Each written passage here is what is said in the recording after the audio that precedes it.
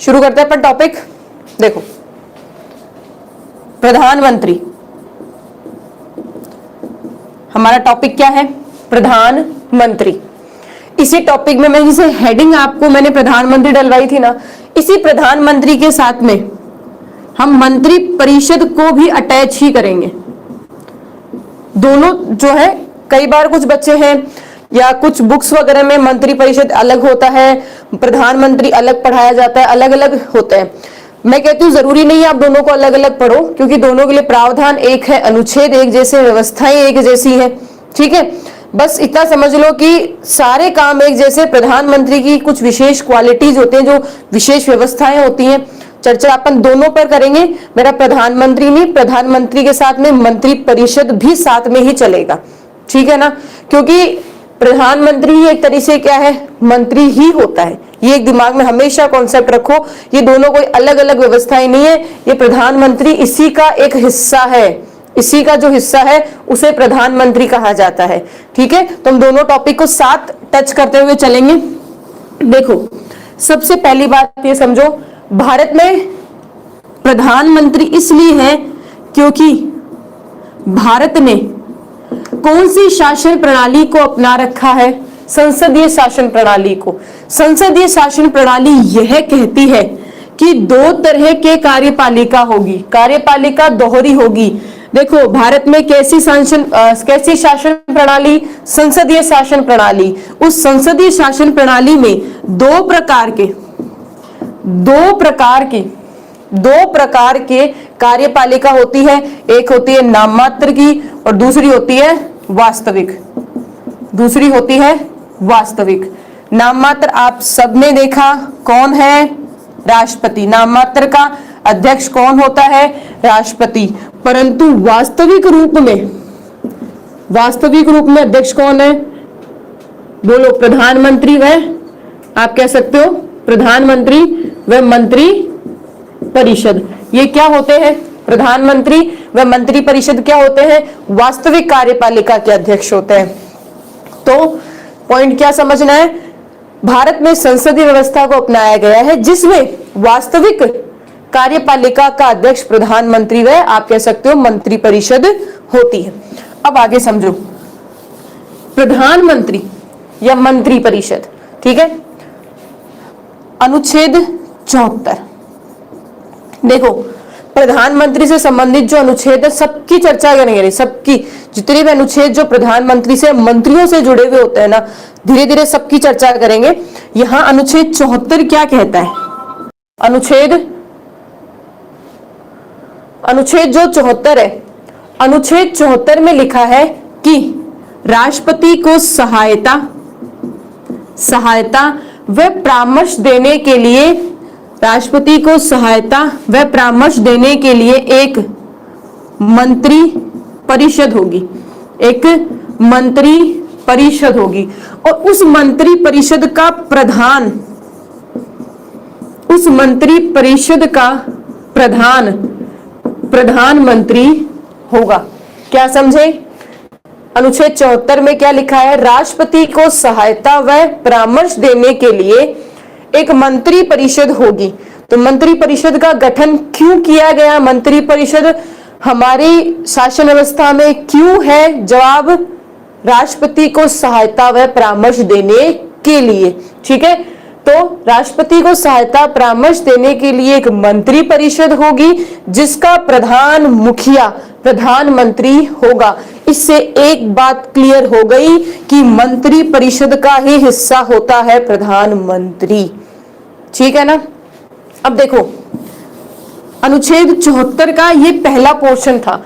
अब इसमें क्या हुआ? क्या मैंने कहीं भी ये बात बोली कि राष्ट्रपति को परामर्श माननी ही पड़ेगी, राष्ट्रपति परामर्श मानने के लिए बाध्य होगा? क्या मैंने कहीं भी ये बात लिखी? नहीं लिखी ना, मैंने कहीं भी ये बात नहीं लिखी। क्यों? क्योंकि लिखा हुआ ही नहीं था। अब हुआ क्या समझो, 42वें संविधान संशोधन 1976 में इंदिरा गांधी आपके प्रधानमंत्री थी। उन्होंने क्या किया? राष्ट्रपति को परामर्श मानने के लिए बाध्य कर दिया कि मंत्री परिषद की परामर्श पर ही राष्ट्रपति काम करेगा। पर ही काम करेगा, मतलब क्या हुआ, बाध्य कर दिया कि राष्ट्रपति स्वविवेक से या कोई भी कार्य खुद नहीं करेगा, जो भी काम करेगा या कह सकते हैं जो भी मंत्री परिषद राष्ट्रपति को कहेगी, राष्ट्रपति को उसे चुपचाप क्या करना है, स्वीकार करना है। समझ गए ना, चुपचाप हाँ करनी है उस पर। अब हुआ क्या, मोरारजी देसाई आए और मोरारजी देसाई ने 44वें संविधान संशोधन क्या किया, 44वें संविधान संशोधन में 44वें संविधान संशोधन में राष्ट्रपति को परामर्श को पुनर्विचार के लिए लौटाने का अधिकार दे दिया। क्या किया, परामर्श को पुनर्विचार हेतु लौटाने का अधिकार राष्ट्रपति को दिया गया 44वें संविधान संशोधन 1978 में। यह एक राष्ट्रपति को रिलीफ है कि अगर उन्हें उन्हें अगर मंत्री परिषद द्वारा दी गई परामर्श पर अगर कोई संदेह है तो वह उस परामर्श को मंत्री परिषद के पास लौटा सकते हैं। ठीक है, पुनर्विचार का अधिकार मोरारजी देसाई सरकार द्वारा दिया गया। ठीक है, 44वें संविधान संशोधन 1942 के संशोधन द्वारा। 74, अब देखो अभी जो आपने ये सारे पॉइंट्स पढ़े हैं, ये सारे पॉइंट्स 74 का पहला हिस्सा है। अगर मैं आज वर्तमान की बात करती हूँ, आज क्या कंडीशन है, तो आज की कंडीशन सुनो ध्यान से। राष्ट्रपति को सहायता व परामर्श देने के लिए एक मंत्री परिषद होगी। उस मंत्री परिषद का प्रधानमंत्री होगा तथा राष्ट्रपति मंत्री परिषद द्वारा दी गई परामर्श को पुनर्विचार हेतु लौटा सकता है। ये आज वर्तमान की कंडीशन अपन ने देखी है। अब देखो अनुच्छेद 74 का दूसरा बिंदु जो सेकंड ग्रेड एसएसटी है, जीके है, आपके फर्स्ट ग्रेड है, आपके आरएस है, आईएएस है, ठीक है, इनमें पूछा गया है। तो कांस्टेबल का बच्चा, रिट का बच्चा, ग्राम सेवक का बच्चा, ठीक है, जो अदर लेवल के स्टूडेंट्स तैयारी करते हैं वो कभी भी तो कांस्टेबल में नहीं आएगा, कोई जरूरी नहीं है, ये हमेशा ध्यान रखो। एनटीपीसी में आया तो एसएससी में नहीं आ सकता, ऐसा जरूरी नहीं है। एनटीपीसी में आया एसएससी में भी आ सकता है, ठीक है ना। देखो दूसरा पॉइंट अपन इस पे पहली चर्चा कर ली। इसी 74 का दूसरा क्या कहता है, सुनो। इस प्रश्न की न्यायिक समीक्षा, आप कह सकते हैं न्यायिक जांच, इस प्रश्न की न्यायिक समीक्षा या न्यायिक जांच, न्यायिक समीक्षा व न्यायिक जांच, इस प्रश्न की न्यायिक समीक्षा व न्यायिक जांच नहीं की जा सकती। क्या प्रश्न है, प्रश्न क्या होगा, क्या मंत्रियों ने परामर्श दी, मंत्रियों ने परामर्श दी, मतलब राष्ट्रपति को मंत्रियों ने परामर्श दी, या आप ये कह सकते हो दी तो क्या दी। ध्यान किस चीज का रखना है, ध्यान किस पॉइंट पर रखना है कि इस प्रश्न की न्यायिक समीक्षा नहीं होगी। कभी भी न्यायालय इस बात की जांच नहीं कर सकता, कभी भी न्यायालय इस बात की जांच नहीं कर सकता कि मंत्रियों ने राष्ट्रपति को परामर्श दी और दी तो क्या दी, परामर्श दी और दी तो क्या दी, इसकी जांच नहीं हो सकती। दिमाग में कॉन्सेप्ट क्लियर। न्यायिक समीक्षा किसकी नहीं होगी, मंत्रियों ने जो परामर्श दी उसकी न्यायिक समीक्षा न्यायिक जांच नहीं होगी, परामर्श दी उसकी भी नहीं होगी और परामर्श क्या दी उसकी भी नहीं होगी। ठीक है, पॉइंट समझ में आ गया। 74 का पहला, राष्ट्रपति को परामर्श व सहायता देने के लिए एक मंत्री परिषद, उसका प्रधानमंत्री तथा राष्ट्रपति मंत्रियों द्वारा दी गई परामर्श को पुनर्विचार के लिए लौटा सकता है। 74 का दूसरा पॉइंट क्या कहता है, सुनो। इस प्रश्न की न्यायिक समीक्षा नहीं हो सकती कि राष्ट्रपति को मंत्रियों ने परामर्श दी और दी तो क्या दी, मतलब इसकी न्यायिक समीक्षा नहीं होगी कि राष्ट्रपति को मंत्रियों ने परामर्श दी और दी तो क्या दी। मैं बार बार इस बात को इसलिए दोहरा रही हूं, कुछ बच्चे अभी जुड़ रहे हैं, ठीक है, और कुछ बच्चों को समझ में नहीं आया और कुछ बच्चों ने इस पॉइंट को पहली बार पढ़ा होगा, ठीक है ना। कुछ बच्चे इसको पहले से जानते हैं, मुझे पता है, ठीक है। तो ये ध्यान रखना है, न्यायिक समीक्षा का मतलब होता है न्यायालय द्वारा जांच करना, इतना समझ लो, न्यायालय द्वारा जांच करना, ठीक है। अब देखो अनुच्छेद 74 क्लियर। अब अनुच्छेद 74 के बाद आपका अगला जो सबसे महत्वपूर्ण मंत्रियों के पक्ष में जो आएगा, मंत्रियों के पक्ष में जो अनुच्छेद है वो कौन सा है, 75। और अनुच्छेद 75 में लगभग बहुत सारे सब पॉइंट्स हैं जो मंत्रियों की अलग अलग व्यवस्थाओं को दर्शाते हैं, बताते हैं। मैं एक एक पॉइंट को डिटेल में लूंगी, निश्चिंत रहो। पर यहां आपको मैं एक पॉइंट बता देती हूं कि मैं आपको पहले सीक्वेंस में बता देती हूं कि 75 के पहले, दूसरे, तीसरे, चौथे, पांचवें, छठे में क्या लिखा हुआ है। सब क्लॉज में यहां एक साथ समझा देती हूं और उसके बाद में अपन को डिटेल में आगे डिस्कस कर लेंगे। यहां केवल मैं आपको इनमें है क्या इतना देख लो, ठीक है ना। देखो 75 का पहला जो बात कर रहा है आपके प्रधानमंत्री व मंत्री की नियुक्ति की, ठीक है। तो 75 का पहला बताता है नियुक्ति की बात। और एक बात और ध्यान रखना, ये समझ में आया, 75 के पहले का कै, मतलब इस पहले का भी पहला पॉइंट है और उसमें आपको मिलेगी मंत्री परिषद की संख्या कितनी है, ठीक है, वो आगे पढ़ेंगे अपन। यहां केवल आप देख लो। दूसरा बिंदु किसकी बात करता है, वो ये कहता है कि मंत्री राष्ट्रपति के प्रसाद पर्यंत पद धारण करेंगे, प्रसाद पर्यंत पद धारण करेंगे, मतलब राष्ट्रपति की इच्छा अनुसार, या कह सकते हैं राष्ट्रपति के अनुसार पद धारण करेंगे। आगे इसकी चर्चा और अच्छे से कर लेंगे। तीसरा बिंदु किसकी बात करता है, मंत्री लोकसभा के प्रति सामूहिक उत्तरदायी होंगे। क्या होता है सामूहिक उत्तरदायी होना, अभी समझ लेंगे, टेंशन मत लो। चौथे पॉइंट की अगर मैं चर्चा करती हूं,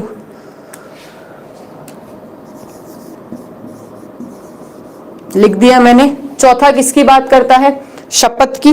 चौथा पॉइंट किसकी बात करता है, शपथ की। कौन है, कहां है, कैसी है शपथ, आगे डिस्कस कर लेंगे। मंत्रियों की शपथ के प्रावधान कहां है, 75 के चौथे हिस्से में।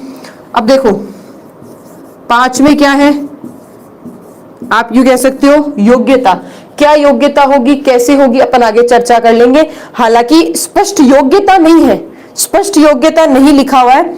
आप इसको यूं भी समझ सकते हो कि मंत्री यदि 6 माह तक संसद का सदस्य नहीं है तो उसका पद समाप्त हो जाएगा, ठीक है। लिखा यह है कि अगर कोई मंत्री 6 महीने तक संसद का सदस्य नहीं होता तो उसका पद समाप्त हो जाएगा। एक तरह से अपन इसको आगे योग्यता में पढ़ेंगे। छठा पॉइंट है वेतन भत्ते, वेतन भत्ते।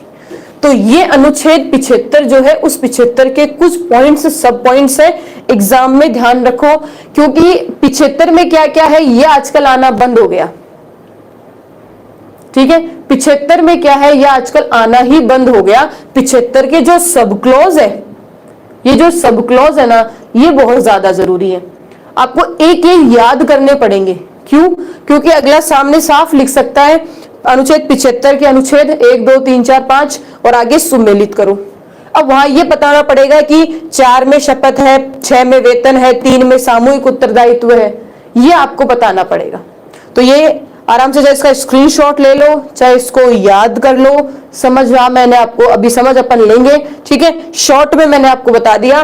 75 का पहला नियुक्ति की बात करेगा, 75 का पहले का कै मंत्री परिषद की संख्या की बात करेगा। एग्जाम में 2 से 3 बार एग्जाम में क्वेश्चन यहां से आया है, आगे डिटेल में बताऊंगी इसको। राष्ट्रपति के प्रसाद पर्यंत पद धारण करते हैं मंत्री। मंत्री सामूहिक उत्तरदायी लोकसभा के प्रति होते हैं। मंत्रियों को शपथ किस प्रकार कौन कैसे दिलाएगा उसकी चर्चा है। मंत्रियों की योग्यता मिलेगी और मंत्रियों के वेतन भत्ते। मैं मंत्री बोलो चाहे मंत्री परिषद बोलो चाहे प्रधानमंत्री बोलो, मंत्री शब्द में सब सम्मिलित है, ये ध्यान रखना, ठीक है। अब चर्चा करें, अपन आगे चलते हैं, चलो।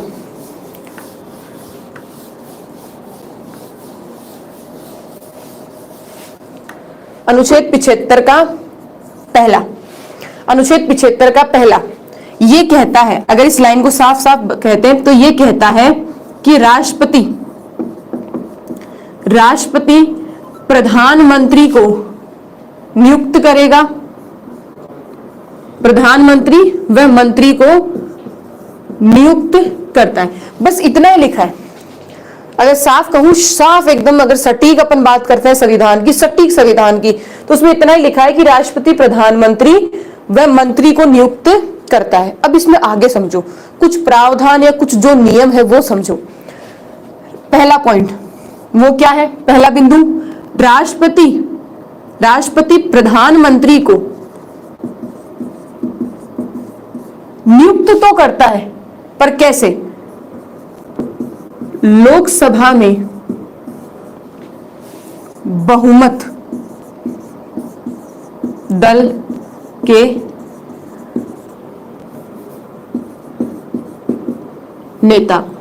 देखो, राष्ट्रपति प्रधानमंत्री नियुक्त करेगा, किसे करेगा, किसे करेगा, सबसे पहला पॉइंट ये आता है। तो राष्ट्रपति प्रधानमंत्री को, उस व्यक्ति को प्रधानमंत्री नियुक्त करता है जिस व्यक्ति को लोकसभा में बहुमत प्राप्त हो। यहां यूं समझ लो कि अगर लोकसभा में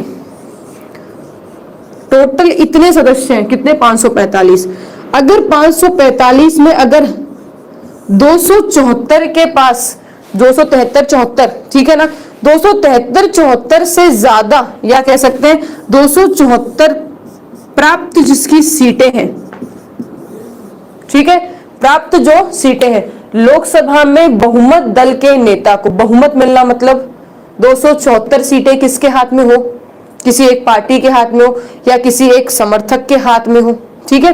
तो आप यूं कह सकते हो कि लोकसभा में अगर आधी से ज्यादा सीटें जिसके पास हो, लोकसभा में आधी से ज्यादा सीटें जिसके पास हो, वह तय करते हैं कि प्रधानमंत्री कौन बनेगा, और तय करके राष्ट्रपति को बताते हैं, और राष्ट्रपति उस व्यक्ति को क्या कर देता है, राष्ट्रपति उस व्यक्ति को क्या कर देता है, प्रधानमंत्री नियुक्त कर देता है। अब पहली कंडीशन समझ में आ गई, लोकसभा में बहुमत दल के नेता को प्रधानमंत्री बनाते हैं। अब दूसरी कंडीशन समझो, अब बहुमत न मिले तो, पॉइंट कहां गया, बहुमत नहीं मिले तो बहुमत नहीं मिलने पर सबसे पहला प्रयास होता है गठबंधन सरकार का। सबसे पहला प्रयास किसका होता है, गठबंधन सरकार का, ठीक है। गठबंधन की सरकार मतलब यहां क्या हुई, अगर किसी एक पार्टी को स्पष्ट बहुमत नहीं मिलता तो दो पार्टी, तीन पार्टी आपस में हाथ मिला लेती है और वो क्या कर लेती है, गठबंधन, ठीक है। और जैसे कि मानो एक एग्जांपल से समझो, मुझे अगर 101 चाहिए, 200 की सीट है, मान लो एग्जांपल है, मुझे 101 चाहिए, एक पार्टी को मिला 55, एक पार्टी को मिला 20, कितना हो गया,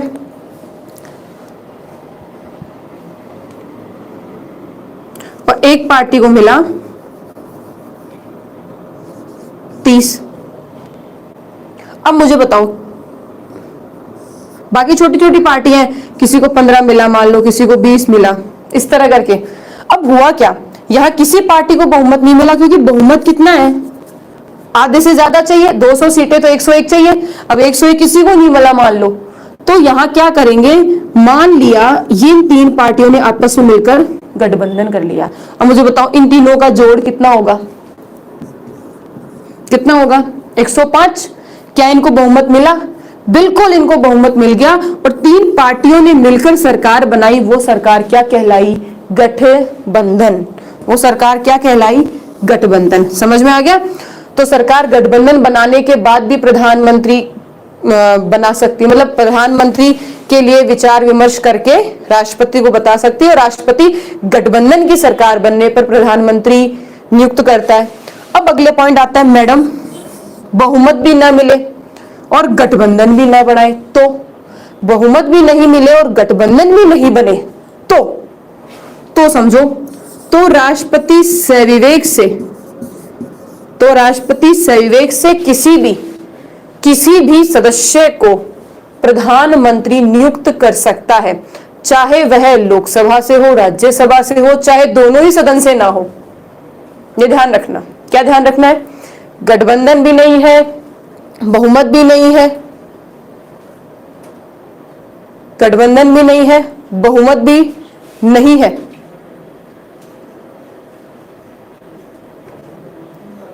गठबंधन भी नहीं हो, बहुमत भी नहीं हो, उस कंडीशन के अंदर राष्ट्रपति सविवेक से किसी को भी प्रधानमंत्री बना सकता है। सविवेक से किसी को भी प्रधानमंत्री बना सकता है। ठीक है, किसी को भी प्रधानमंत्री बना सकता है, लोकसभा का सदस्य हो, चाहे राज्यसभा का सदस्य हो, चाहे दोनों ही सदन का सदस्य नहीं हो, तो भी प्रधानमंत्री बनाया जा सकता है, राष्ट्रपति द्वारा नियुक्त किया जा सकता है। पॉइंट समझ में आया या नहीं आया? हाँ या ना? पॉइंट समझे?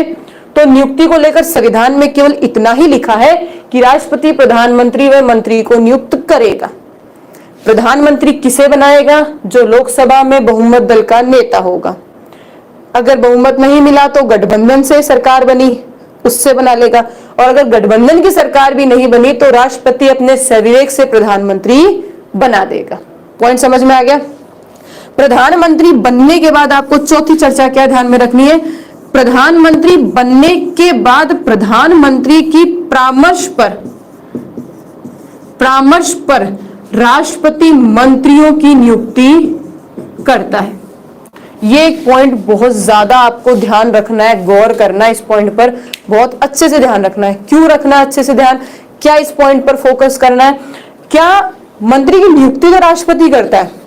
अब मैं एक बात आपसे, एक प्रश्न पूछती हूँ, सविवेक से नियुक्ति प्रधानमंत्री की तो हो सकती है, ठीक है, परंतु क्या मंत्री की नियुक्ति भी सविवेक से की जा सकती है क्या? ये बताओ मुझे, क्या मंत्री की नियुक्ति सविवेक से की जा सकती है?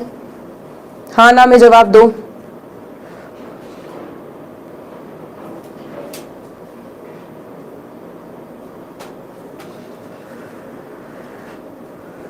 हाँ ना बोलो। बिल्कुल सही जवाब है, नहीं कर सकता। राष्ट्रपति सविवेक से नहीं कर सकता। मंत्री की नियुक्ति तभी होगी जब प्रधानमंत्री परामर्श देगा। यहां तक ध्यान रखो, यहां तक आपको ध्यान रखना पड़ेगा कि क्या ध्यान रखना पड़ेगा कि अगर प्रधानमंत्री ने जिन मंत्रियों को जो विभाग दिया, जब राष्ट्रपति को यह कहा जाता है कि ये मंत्री है, ये विभाग है, नियुक्त कर दो, तो उसमें राष्ट्रपति काटा छांटी भी नहीं कर सकता है। काटा छांटी का मतलब इसको हटा दो, इसको जोड़ दो, इसको हटा दो, इसको जोड़ दो, ऐसा नहीं कर सकता है। ये ध्यान क्या रखोगे? ऐसा नहीं होगा कि प्रधानमंत्री ने परामर्श दी और राष्ट्रपति ने मंत्री में कुछ फेरबदल कर दिया। नहीं, प्रधानमंत्री जो परामर्श देगा मंत्री वही नियुक्त होंगे, राष्ट्रपति उन्हीं को नियुक्त करेगा। ये बाध्यता मान लो चाहे आप, ठीक है। पॉइंट पहला समझ में आ गया नियुक्ति का। नियुक्ति राष्ट्रपति जो है लोकसभा में बहुमत प्राप्त दल के व्यक्ति को प्रधानमंत्री बनाएगा और प्रधानमंत्री की परामर्श पर मंत्रियों की नियुक्ति की जाएगी। प्रधानमंत्री की परामर्श पर मंत्रियों की नियुक्ति की जाएगी। पॉइंट समझ में आ गया? आगे देखते हैं, आगे चर्चा करते हैं। चलो अब अपन बात करेंगे योग्यता की, ठीक है। अब आगे अपन पॉइंट की चर्चा करेंगे योग्यता की, जो आपको कहां मिलेगी? अनुच्छेद 75 के 5वें सब क्लॉज में। ये क्या लिखता है? देखो उसमें लिखा हुआ क्या है कि कोई भी मंत्री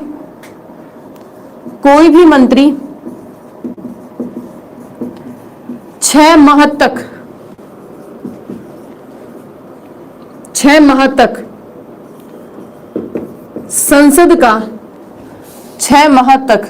संसद का सदस्य नहीं है तो मंत्री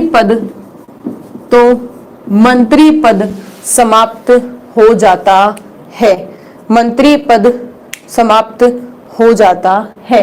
क्या ध्यान रखना है? समाप्त हो जाता है। देखो, कोई मंत्री अगर 6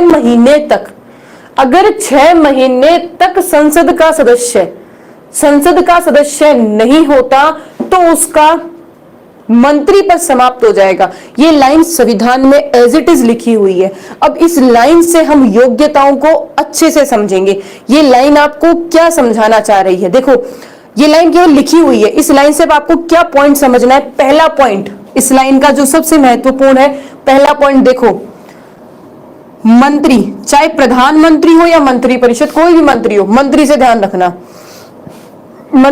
रखना, मंत्री लोकसभा से भी हो सकता है और राज्यसभा से भी हो सकता है। मंत्री लोकसभा से भी हो सकता है और राज्यसभा से भी हो सकता है। दोनों सदन में किसी भी सदन का सदस्य हो सकता है, कोई फर्क नहीं पड़ेगा। पहला पॉइंट। दूसरा पॉइंट, मंत्री किसी भी सदन का सदस्य नहीं भी हो सकता, परंतु अगर वो किसी भी सदन का सदस्य नहीं है तो उसे 6 माह में सदस्यता प्राप्त करनी पड़ेगी। अगर वो 6 महीने में सदस्यता प्राप्त नहीं कर पाता है, यदि वह 6 माह में सदस्यता प्राप्त नहीं कर पाता है तो उसे मंत्री परिषद से या मंत्री से पद से हटा दिया जाएगा। मंत्री पद से उसे हटा दिया जाएगा। पॉइंट समझे?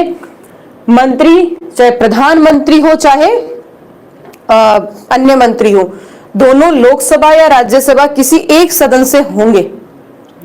और नहीं भी हो, अगर नहीं भी हो तो 6 महीने तक तो वह मंत्री बने रह सकते हैं। 6 माह तक तो मंत्री बने रह सकते हैं, परंतु 6 माह के भीतर उन्हें लोकसभा व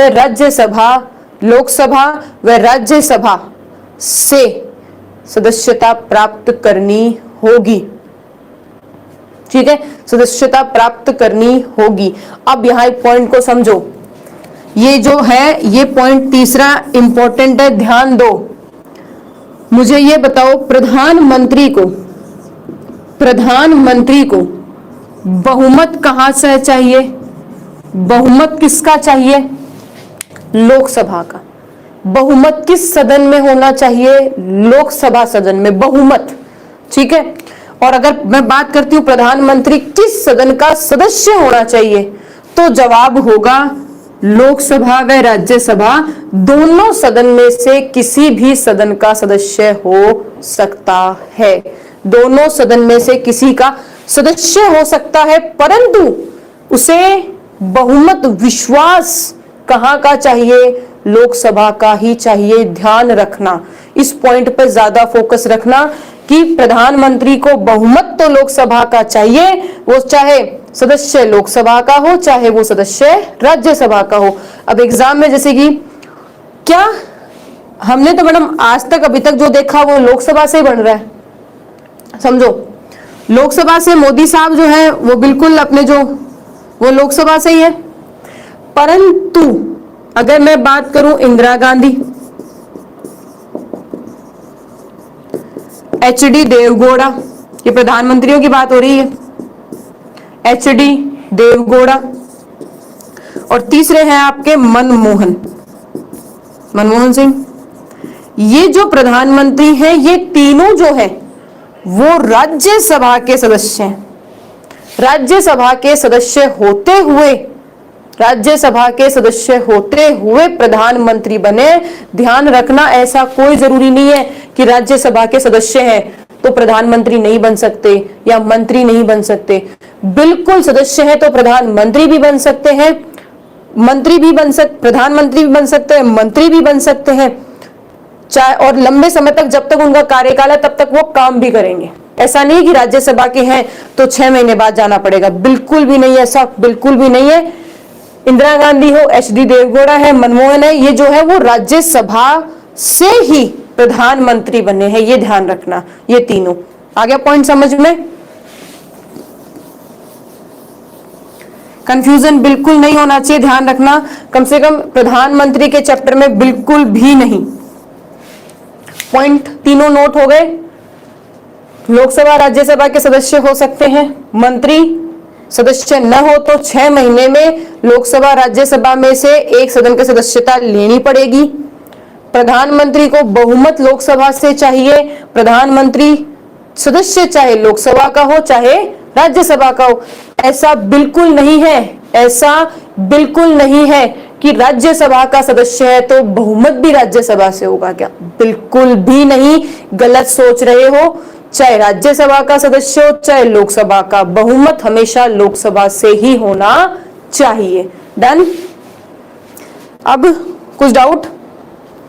चलो एक बार, कई बार क्या होता है, कई शायद एग्जाम में प्रश्न भी आया हुआ था और कई बार बच्चे पूछ भी लेते हैं, मैम प्रधानमंत्री भारत का नागरिक होगा नहीं होगा, उसकी क्या आयु होनी चाहिए, क्या वो लाभ के पद पर होगा नहीं होगा?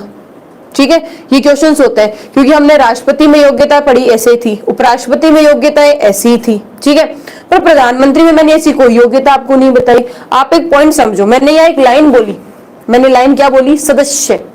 ठीक है, मैंने लाइन क्या बोली? सदस्य। तो मुझे ये बताओ, जो प्रधानमंत्री और मंत्री होंगे वो क्या होंगे? वो क्या होंगे? सांसद होंगे। तो वो पहले से चुनकर आए हुए हैं, ठीक है, पहले से चुनकर आए हुए सांसद हैं वो। अब सांसद नहीं भी है तो सांसद बनने की योग्यता है तभी उन्हें प्रधानमंत्री बनाएंगे, ऐसे नहीं बनाएंगे। ऐसा नहीं होगा कि 20 साल के बच्चे को प्रधानमंत्री बना दिया, ऐसा हो नहीं हो सकता, संभव नहीं है। क्यों? क्योंकि लोकसभा राज्यसभा की उसे सदस्य प्राप्त तो करनी पड़ेगी ना, और लोकसभा में आने के लिए कम से कम आयु 25 और राज्यसभा में आने के लिए 30 चाहिए, ठीक है ना। अब ये आयु चाहिए, तो अगर एग्जाम में तुमसे प्रश्न ये आ जाए कि प्रधानमंत्री बनने के लिए न्यूनतम आयु कितनी होनी चाहिए, जवाब दो। संविधान में साफ नहीं लिखा हुआ, परंतु अगर न्यूनतम की बात करूं तो ये 25 आयु है, ये 30 आयु है, कम से कम कौन सी? 25। तो प्रधानमंत्री या मंत्री बनने के लिए कम से कम आयु कितनी होनी चाहिए? 25 वर्ष होनी चाहिए। डाउट क्लियर हो गया? अब आगे चलते हैं। योग्यता के बाद अब अपन चर्चा करेंगे शपथ पे। योग्यता के बाद अपन चर्चा करेंगे शपथ पे। अब देखो, अनुसूची अपन ने पढ़ी नहीं है, ठीक है ना, पर एक ध्यान रखो, अनुसूची 3 में शपथ का उल्लेख है। और किसकी शपथ का उल्लेख है? प्रधानमंत्री और मंत्रियों की शपथ का उल्लेख है। तो समझो, अनुच्छेद 74 के सब क्लॉज 4 क्या कह रहा है? ये कहता है कि मंत्रियों को शपथ, मंत्री जो होंगे, प्रधानमंत्री साथ ही अलग से कुछ नहीं है, वही शपथ होती है, ठीक है। मंत्रियों को शपथ, चाहे प्रधानमंत्री हो चाहे मंत्रिपरिषद का कोई भी मंत्री हो, शपथ राष्ट्रपति द्वारा दिलाई जाएगी, जिस शपथ का प्रारूप अनुसूची 3 में वर्णित है। पॉइंट समझे? प्रधानमंत्री मंत्री शपथ का उल्लेख अनुच्छेद 75 का 4था सब क्लोज, आई समझ में? पर अब ध्यान क्या रखना है, आपके प्रधानमंत्री में मंत्रिपरिषद की शपथ का प्रारूप, देखो शपथ कौन दिलाएगा? शपथ होगी, ये बात कहां लिखी है? 75 के सब क्लॉज 4 में। पर शपथ कैसी होगी, शपथ का प्रारूप कहां है?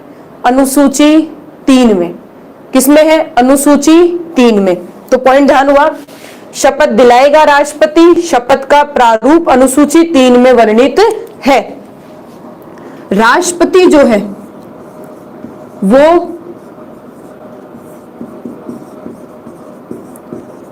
मंत्री, चाहे प्रधानमंत्री हो चाहे मंत्री हो, मंत्रियों को पद व गोपनीयता की शपथ दिलाता है। तो ये कह सकते हो, प्रधानमंत्री को शपथ राष्ट्रपति दिलाएगा, शपथ पद व गोपनीयता की होगी तथा शपथ का प्रारूप अनुसूची 3 में वर्णित है। मैंने यही आपको सारे पॉइंट समझा दिए। शपथ कौन दिलाएगा? राष्ट्रपति। शपथ किसकी होगी? पद व गोपनीयता की। ठीक है, क्योंकि सांसद के रूप में वह पद की शपथ लेते हैं। ठीक है ना, पद की शपथ लेते हैं। राष्ट्रपति संविधान की रक्षा की शपथ लेता है। ठीक है ना, उपराष्ट्रपति की पद की शपथ है, ये ध्यान रखना। और प्रधानमंत्री, मंत्री में क्या विशेष है? वह पद के साथ साथ में किसकी शपथ लेते हैं? गोपनीयता की शपथ लेते हैं। पद के साथ साथ में किसकी शपथ लेंगे? गोपनीयता की शपथ लेते हैं। और उस शपथ का जो प्रारूप है, ठीक है, ये कहते हैं ना, मैं ईश्वर को साक्षी मान के शपथ लेता हूं। ठीक है, मैं ईश्वर को साक्षी मान के शपथ, जो शपथ की जो लाइनें होती है, शपथ का जो पूरा प्रारूप है, ठीक है, वो मिलेगा अनुसूची 3 में। तो अनुसूची 3 के आधार पर राष्ट्रपति पद व गोपनीयता की शपथ प्रधानमंत्री व मंत्रियों को दिलाता है। Point clear? शपथ को लेकर पॉइंट क्लियर हुआ या नहीं हुआ, मुझे तो ये बताओ। कोई डाउट? आराम से देख लो इसको। एक बात, हाँ बिल्कुल आपके दिमाग में चल रहा होगा कि मैडम जो प्रधानमंत्री होगा वो पहले शपथ किसकी लेगा? सांसद की शपथ लेगा।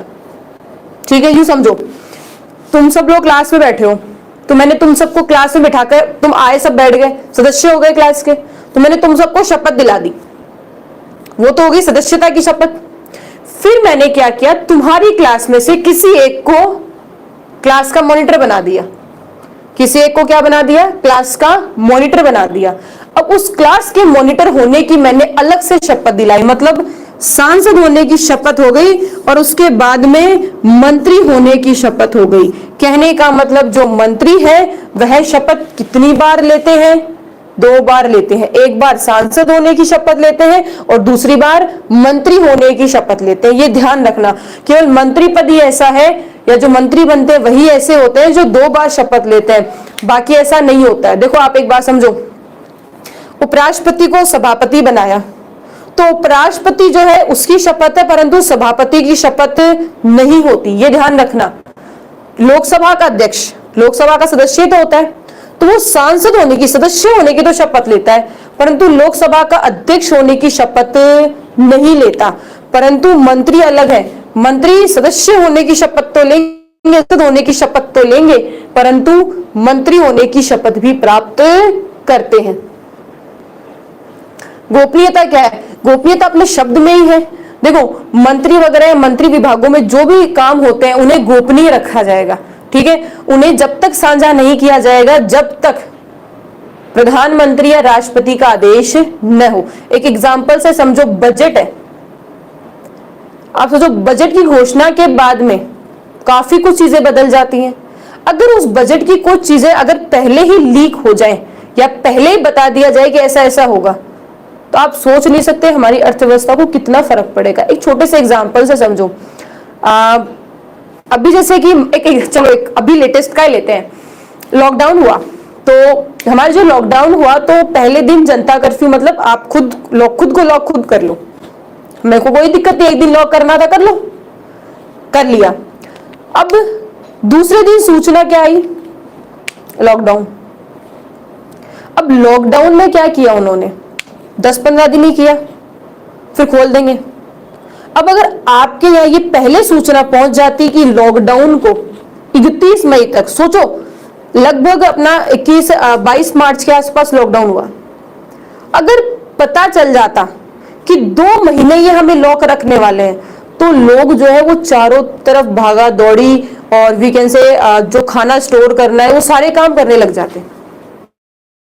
बजट में समझो, अगर मैं ये कहूं कि एक एग्जाम्पल समझना, बस ऐसा कोई विक्स नहीं होता है, मैं ये कहूं कि बजट की घोषणा के बाद चीनी 30 की बजाय 40 की बिकने लगेगी। अब लोग क्या करेंगे? ये सूचना जैसे ही पता चली तो जो चीनी बेचने वाले हैं वो चीनी को बेचना बंद कर देंगे, स्टोर कर लेंगे। क्यों? बजट के बाद 40 रुपए में बेचेंगे। दूसरा पॉइंट समझो, मैं खरीदार हूं, मैं खरीदने वाली हूं, तो मैं चीनी ज्यादा खरीद के रख लूंगी। क्यों? अभी तो 30 में मिल रही है, बजट के बाद 40 में महंगी हो जाएगी, तो मैं क्या करूंगी? ज्यादा खरीद लूंगी। अब तुम कुछ सोचो, एक बजट की छोटी सी बात लीक हो गई और पूरी जो चीनी को लेकर अर्थव्यवस्था थी वो पूरी गड़बड़ा जाएगी। ये होती है गोपनीयता। ठीक है ना, समझे? प्रोटेम स्पीकर शपथ नहीं दिलाता है। प्रोटेम स्पीकर शपथ नहीं, राष्ट्रपति ही शपथ दिलाएगा, ये ध्यान रखना आरती। पॉइंट समझ में आ गया शपथ को लेकर? अब आगे चर्चा करते हैं। शपथ के बाद अपन पढ़ेंगे कार्यकाल। शपथ के बाद अपन क्या पढ़ेंगे? कार्यकाल। अब देखो, विचेत्तर का दूसरा सब क्लोज है जो कार्यकाल को दर्शाता है। अब मेरा प्रश्न का जवाब तुम सब लोग दोगे, प्रधानमंत्री या कह लो मंत्री? कार्यकाल बताओ इनका कितना है? विकास को समझ में आ गया। बताओ कार्यकाल कितना होता है, फटाफट आंसर दो।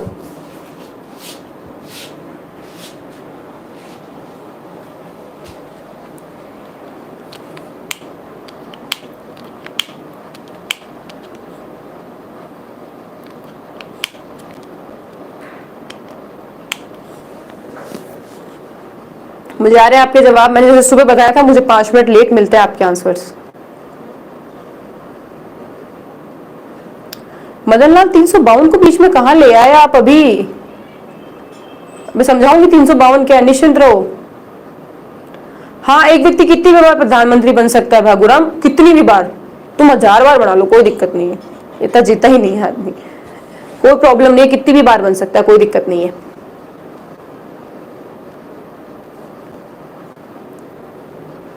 हाँ आरती, 2 बार क्या? नहीं, 2 बार का कुछ नहीं, उल्लेख नहीं है, कहीं नहीं लिखा हुआ कि 2 बार 3 बार। चलो चलो चलो ठीक है, मुझे आपके जवाब काफी अच्छे मिल गए। अब मेरी सुनो, मेरी सुनो। राष्ट्रपति का कार्यकाल 5 वर्ष नहीं होता, नहीं होता। सॉरी, राष्ट्रपति का नहीं, सॉरी, प्रधानमंत्री व मंत्री का, प्रधानमंत्री व मंत्री का कार्यकाल 5 वर्ष नहीं होता, नहीं होता 5 वर्ष। रुक जाओ, अब जवाब मत देना चाहे। 5 साल होता ही नहीं है। कहां लिखा है संविधान में 5 साल होता है? अब कहोगे मैडम मोदी ने पिछली बार 5 साल किया था। जो हमारे देश के प्रधानमंत्री मोदी हैं, उन्होंने 5 साल किया था, आप ऐसे कैसे कह सकते हो? तो एक बात को, एक पॉइंट की गहराई को समझो। संविधान में कहीं नहीं लिखा है कि 5 साल। मुकेश, प्रधानमंत्री का पद कहां से लिया गया? पद विशेष का कोई उल्लेख नहीं है, पर हमारा जो संसदीय व्यवस्था है उसमें प्रधानमंत्री है, जो कि ब्रिटेन से काफी ज्यादा इफेक्टेड है, प्रभावी है। नरेंद्र विकास आवाज ठीक है ना? जगदीश आवाज ठीक है? संतोष आवाज ठीक है? राजू ठीक है? देन देखो, राष्ट्रपति के प्रसाद पर्यंत पद धारण करता है। यहां मतलब क्या हुआ कि राष्ट्रपति यदि बीच में कभी भी त्यागपत्र मांग ले या पद से हटाना चाहे तो हटा सकता है। अगर लिख देते 5 वर्ष, तो एक बार व्यक्ति प्रधानमंत्री बन गया, वो 5 साल तक पद नहीं छोड़ता। इसलिए 5 वर्ष लिखा नहीं है। क्यों? क्योंकि बात को समझो, प्रधानमंत्री कब बनता है? ये लाइन तो संविधान में लिखी हुई है, इसके अंदर जो पॉइंट्स है उसको समझो। राष्ट्रपति के प्रसाद पर्यंत पद धारण करता है। पहला बिंदु, प्रधानमंत्री तब तक रहेगा जब तक लोकसभा में बहुमत रहेगा। जिस दिन बहुमत गया उस दिन प्रधानमंत्री, जिस दिन बहुमत गया उस दिन प्रधानमंत्री पद भी समाप्त। सोचो, लोकसभा बनी और 2 साल बाद बहुमत नहीं रहा, बहुमत नहीं रहा, तो प्रधानमंत्री को भी जाना पड़ेगा, तो प्रधानमंत्री को भी जाना पड़ेगा। ठीक है, अगली बात समझो। अगर मान लो 2-3 साल बाद लोकसभा ही भंग हो गई, अगर लोकसभा ही भंग हो गई, तो मुझे बताओ, जब लोकसभा ही नहीं रही तो बहुमत भी नहीं रहा, और बहुमत नहीं रहा तो प्रधानमंत्री भी नहीं रहा। और ये कॉन्सेप्ट समझ लो, प्रधानमंत्री नहीं रहा तो प्रधानमंत्री द्वारा ही मंत्रिपरिषद बनाई जाती है, यूं समझो, तो मंत्रिपरिषद भी नहीं रही। तो मुझे बताओ, यहां प्रधानमंत्री ने 5 साल काम कैसे किया? समझने वाली बात क्या है? समझने वाली बात क्या है? लोकसभा में बहुमत तब तक प्रधानमंत्री पद पर रहेगा, बहुमत नहीं तो पद पे भी नहीं रहेगा। ठीक है, बहुमत नहीं तो पद पे भी नहीं रहेगा। दूसरा, यदि लोकसभा भंग हो जाए, लोकसभा ही चली जाए, तो प्रधानमंत्री को भी जाना पड़ेगा। पॉइंट समझे?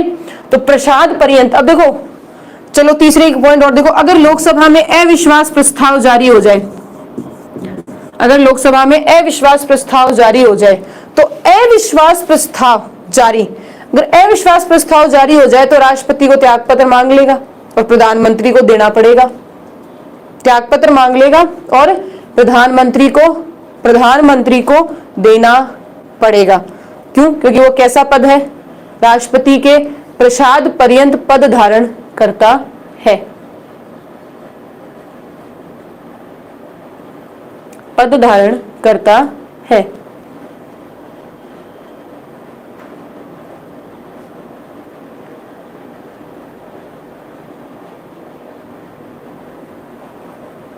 देखो क्या क्वेश्चन था, मैं क्वेश्चन पढ़ रही थी। सोमित क्या पूछना चाह रहे, मैं समझी नहीं। शैलेंद्र ने भी कुछ पूछा है। मैम अगर क्वेश्चन में टाइम आए तो क्या ऑप्शन होगा? बिल्कुल, मैं भी आपको समझा देती हूँ। बिल्कुल कृष्ण चौधरी जो ने पूछा, जो मैं उसका जवाब देती हूँ।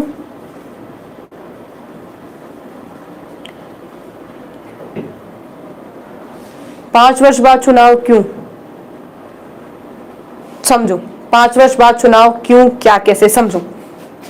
देखो यहां एक बात आपने समझी कि लोकसभा इसका कार्यकाल 5 वर्ष है, ठीक है ना, और 5 वर्ष चुनाव, फिर 5 वर्ष बाद चुनाव क्यों? आनंद किशोर मुझे समझाओ, चुनाव किसकी बात कर रहे हो? प्रधानमंत्री की बात कर रहे हो क्या? आपकी 5 वर्ष बाद चुनाव क्यों? फिर देखो लोकसभा अगर पहले भंग हो जाती है, पहले चला जाएगा। एक बात तुम अच्छे से समझो, प्रधानमंत्री का कार्यकाल तुमने 5 वर्ष इसलिए बताया क्योंकि लोकसभा का कार्यकाल कितना है? 5 वर्ष। लोकसभा का कार्यकाल कितना है? 5 वर्ष। और प्रधानमंत्री का भी कार्यकाल 5 वर्ष। अगर मैं लोकसभा का कार्यकाल बढ़ाकर कितना कर दूं? 6 वर्ष। तो आप मेरे साथ एग्री करते हो या नहीं करते? प्रधानमंत्री का कार्यकाल भी 6 वर्ष होगा या नहीं होगा? बताओ जरा, बोलो, हाँ ना बोलो। अगर लोकसभा का कार्यकाल 5 वर्ष तो प्रधानमंत्री का भी 5 वर्ष, ठीक है। अगर लोकसभा का कार्यकाल मैं 6 वर्ष कर दूं तो प्रधानमंत्री का कार्यकाल 6 वर्ष होगा या नहीं होगा? हाँ या ना कर दूं? तो एग्जाम्पल बताया, ऐसा है नहीं, ठीक है ना, बताओ हाँ ना। पूर्णदास, राम, विकास, नंद किशोर, विकास, आरती, बिल्कुल आप सब, कुलदीप, सब मेरे साथ सहमत हो ना? अजय, सब लोग सहमत हो? अगर इसका कार्यकाल 6 तो प्रधानमंत्री का कार्यकाल 6। इसका मतलब अब आप समझ गए कि मैडम लोकसभा भंग हो जाए, लोकसभा पहले बर्खास्त हो जाए, लोकसभा में बहुमत चला जाए, ठीक है, और या फिर लोकसभा का कार्यकाल बढ़ जाए, तो लगभग यूं समझ सकते हो कि प्रधानमंत्री का कार्यकाल पूरा पूरा लगभग निर्भर किस पे करता है? लोकसभा, या आप कह सकते हो लोकसभा के बहुमत पर, ठीक है। हाँ 6 से 7 और 8 वो कितना भी हो, समझ गए ना आप?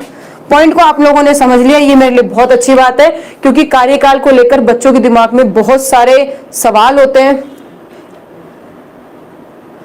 बिल्कुल, आपका क्या नाम? शायद विकास, SZ जो विकास है, उन्होंने बड़ा अच्छा क्वेश्चन पूछा है। उन्होंने कहा कि मैडम एक बात बताओ, 6 वर्ष होता है राज्यसभा में कार्यकाल, कितना होता है? 6 वर्ष। और मान लो कोई व्यक्ति राज्यसभा से प्रधानमंत्री बना, तो बेटा ध्यान से सुनो, मैंने लोकसभा की बात इसलिए करी क्योंकि लोकसभा का बहुमत चलता है। उस व्यक्ति का कार्यकाल भले ही 6 वर्ष हो, पर उस व्यक्ति को बहुमत तो लोकसभा में ही चाहिए ना विकास। और अगर लोकसभा में बहुमत चाहिए तो लोकसभा तो 5 वर्ष बाद जाएगी, ठीक है। तो चाहे व्यक्ति राज्यसभा से हो, लोकसभा से हो, उसका कार्यकाल लोकसभा के बहुमत पर ही टका रहेगा।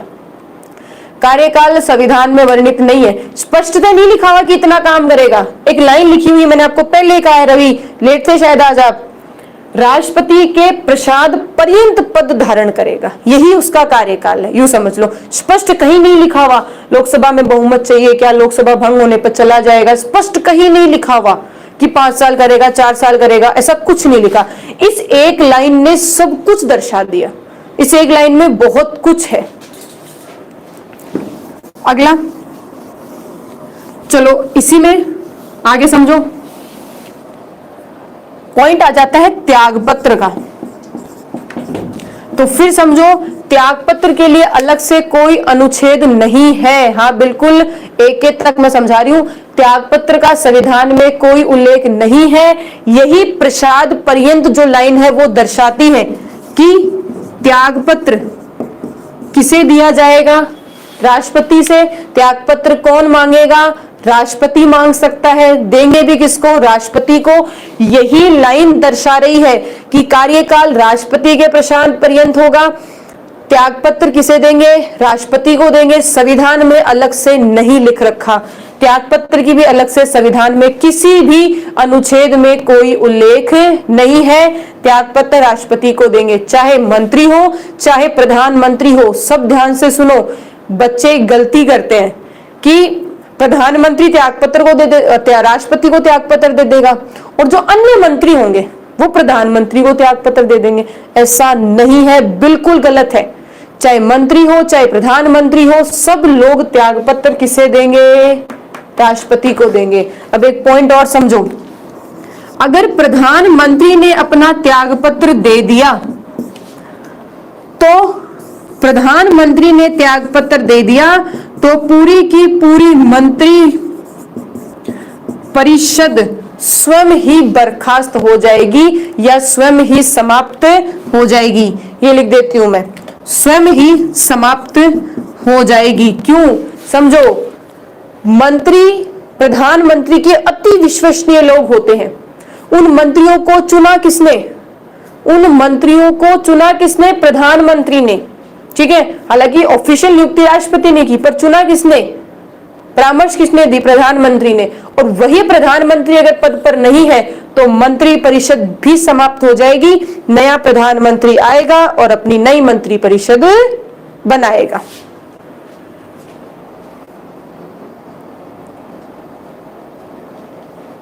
चलो आगे देखते हैं, ये पॉइंट समझ में आया।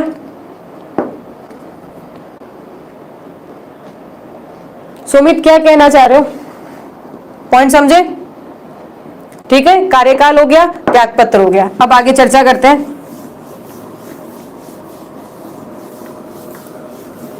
वेतन,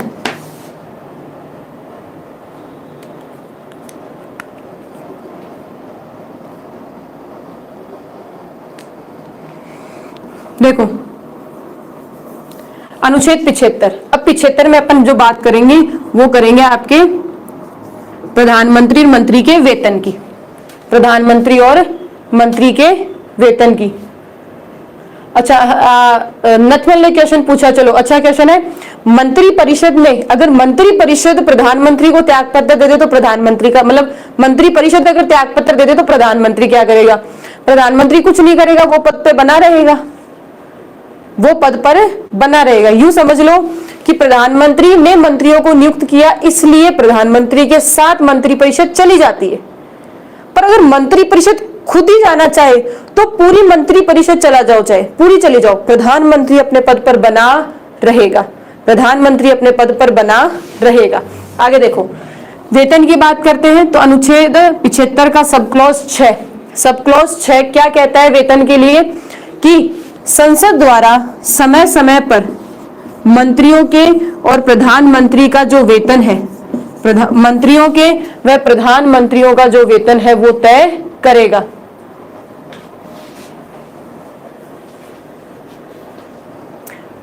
वेतन कौन तय करेगा, संसद। समय समय पर प्रधानमंत्री के और मंत्रियों के वेतन, उनको कितना क्या मिलेगा, हालांकि इसका स्पष्ट उल्लेख नहीं मिलता।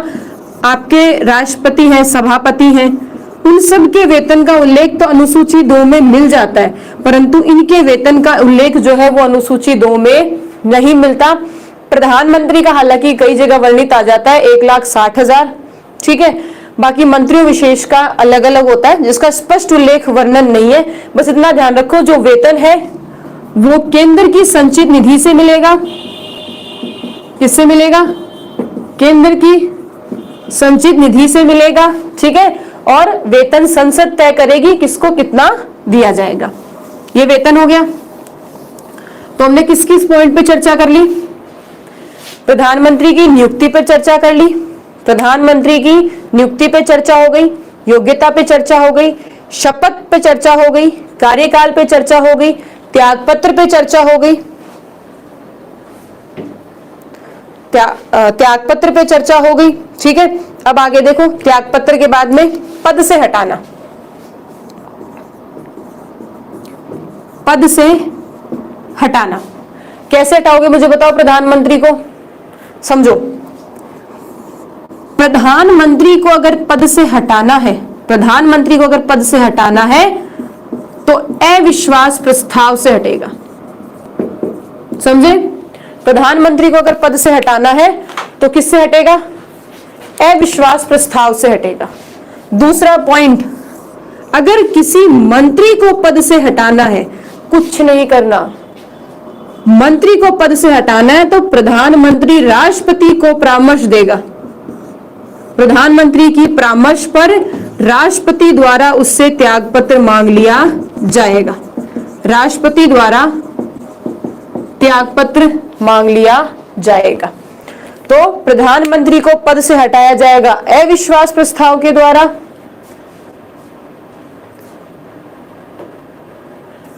प्रधानमंत्री को पद से हटाने के लिए अविश्वास प्रस्ताव, ठीक है, और मंत्री को पद से हटाने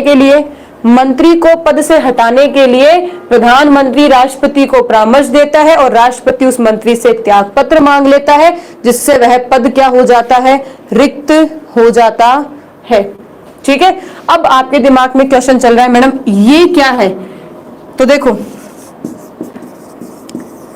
अविश्वास प्रस्ताव सिंपल सा है, ज्यादा टेंशन नहीं लेनी है इसकी। अविश्वास प्रस्ताव सीधी सी बात है, अविश्वास प्रधानमंत्री तो अपने खिलाफ ये करेगा नहीं, क्या प्रधानमंत्री तो ऐसा अपने खिलाफ करेगा नहीं कि भाई मुझे पद से हटा दो। तो अविश्वास प्रस्ताव पहला बिंदु लाएगा कौन? विपक्षी दल का नेता। जो विपक्षी दल का नेता है वो रखता है, कहां रखता है? लोकसभा में। समझो, रखेगा लोकसभा में, परंतु लोकसभा में रखने से पूर्व 50 व्यक्तियों की अनुमति आवश्यक होती है। अविश्वास प्रस्ताव जो है वो केवल लोकसभा में रखा जाता है, 50 व्यक्तियों की अनुमति पर लोकसभा में प्रवेश करेगा और विपक्षी दल का नेता रखता है, और विपक्षी दल का नेता उसे रखे, और यदि वह आधे से ज्यादा लोग, मतलब आप यूं कह सकते हो साधारण बहुमत से, यदि साधारण बहुमत आधे से ज्यादा लोग यदि उस पर स्वीकृति दे दे तो राष्ट्रपति द्वारा प्रधानमंत्री से त्यागपत्र मांग लिया जाएगा। यूं समझ लो, जैसे ही बहुमत, आधे से अधिक बहुमत प्राप्त हुआ, प्राप्त होते ही प्रधानमंत्री पद क्या हो जाएगा? रिक्त हो जाएगा। देखो, अविश्वास प्रस्ताव जो है वो आपके जवाहरलाल नेहरू के लिए एक व्यक्ति थे, JB कृपलानी। ठीक है, JB कृपलानी जो है उनके द्वारा सबसे पहले जवाहरलाल नेहरू के लिए अविश्वास प्रस्ताव लाया गया था, परंतु पारित नहीं हुआ था, इसलिए जवाहरलाल नेहरू जो है वो अविश्वास प्रस्ताव से नहीं हटे थे। ठीक है, अविश्वास प्रस्ताव से नहीं हटे। आगे देखो, पॉइंट समझ में आया? ये क्लियर? तो पद से हटाने की व्यवस्था समझ में आ गई। डाउट रहे मैं आपको बोलूंगी, तब अपन डाउट में आपके क्लियर करूंगी। अभी टॉपिक देखो अच्छे से। पद से हटाने का पॉइंट क्लियर? अब आगे समझो। सदस्य संख्या।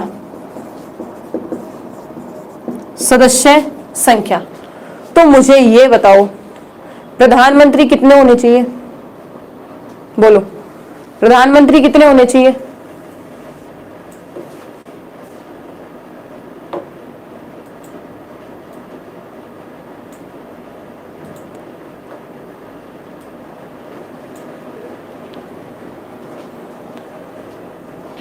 प्रधानमंत्री तो मैडम एक ही होगा, बिल्कुल सही है, प्रधानमंत्री तो एक ही होगा, ठीक है ना, पीएम एक होगा। पर यहां देखो हुआ क्या, मंत्रियों को लेकर जो मूल संविधान है उसमें कुछ नहीं लिखा था कि टोटल कितने मंत्री होने चाहिए, मतलब टोटल कितने मंत्री होंगे इसका कोई भी उल्लेख नहीं था। अब इसका कोई उल्लेख नहीं था, उसके बाद में क्या हुआ, 91वां संविधान संशोधन 2003, इसके माध्यम से यह कहा गया, ध्यान से सुनना, इसके माध्यम से यह कहा गया कि मंत्री परिषद की अधिकतम संख्या, मंत्री परिषद की अधिकतम संख्या लोकसभा के 15% होगी। क्वेश्चन समझे या नहीं समझे?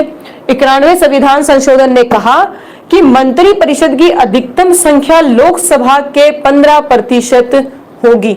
लोकसभा के कितना, बोलो, लोकसभा के कितना? 15% होगी।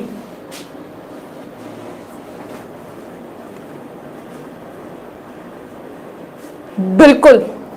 अब मैं आपसे 2 क्वेश्चन पूछती हूं, क्वेश्चन के जवाब दो।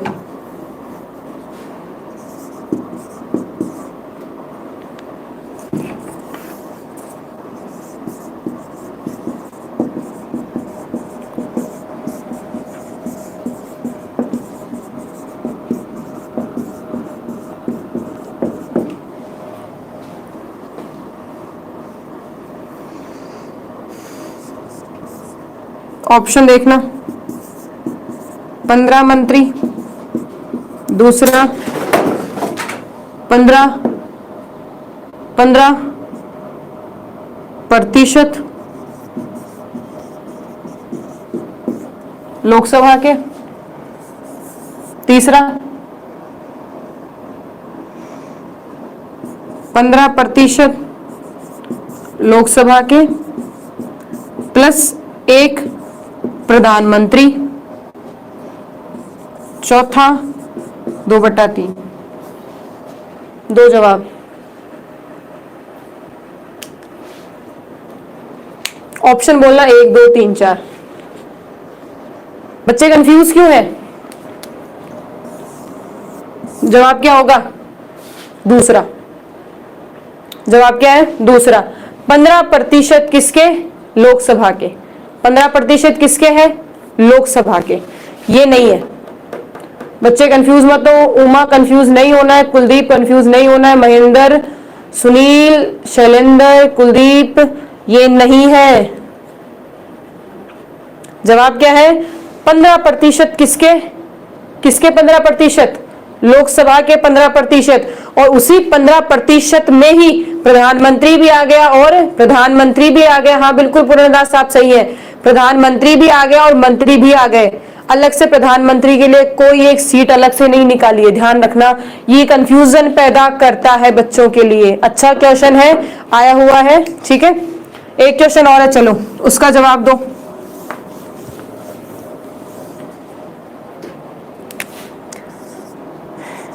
इक्यानवे संविधान संशोधन, 91वें संविधान संशोधन, 91वें संविधान संशोधन के माध्यम से मंत्रियों की अधिकतम संख्या, ठीक है, अधिकतम संख्या क्या होगी? पहला ऑप्शन लोकसभा के निर्वाचित 15%, दूसरा ऑप्शन लोकसभा के मनोनीत 15%, तीसरा संसद के 15%, चौथा लोकसभा के कुल 15%।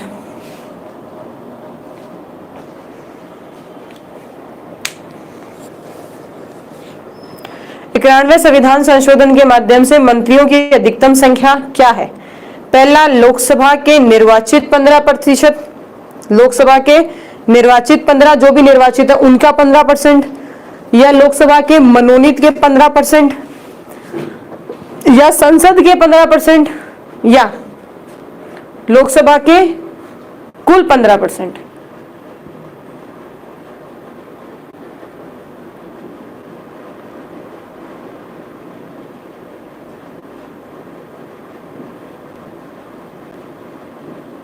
जवाब देख रही हूं।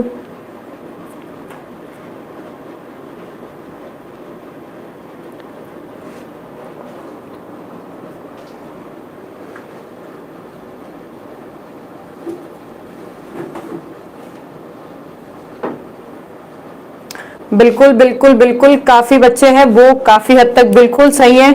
जवाब क्या होगा? लोकसभा के जो कुल है, लोकसभा की जो कुल सीटें हैं 545 का क्या निकालना है? 15%। 545 का 15% निकालो और 545 का जो 15% होगा वह मंत्रियों की अधिकतम होगी। ठीक है, जैसे मान लो 82 है, 82 अधिकतम है। मान लो 55, भाई आपने मंत्री 55 ही बनाए, 25 बनाए, कितने भी, अधिकतम 15% है।